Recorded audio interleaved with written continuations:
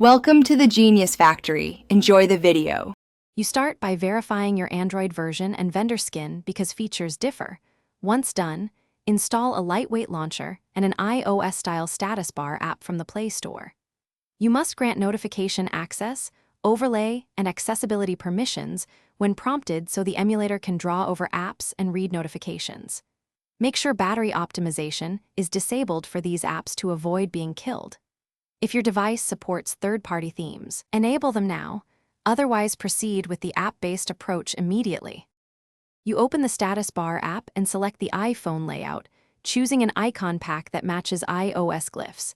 Then you adjust colors and transparency to match the look and to blend with your wallpaper. Once set, handle notch and cutout options so indicators align. Move the clock to the desired side and size. Make sure notification icons are synced and configure quick settings toggles. If quick tiles differ, remap them. Test with a few apps to confirm consistency across screens and full screen modes. You finalize by setting your launcher as the default and locking the home layout so nothing resets. Then reboot the device to apply persistent changes and confirm the new status bar appears everywhere. If icons misalign or notifications fail, clear the app cache, re-grant permanent permissions, or reinstall the status bar app. These steps resolve most permission and overlay issues.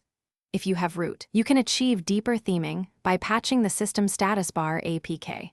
But make a full backup first and follow.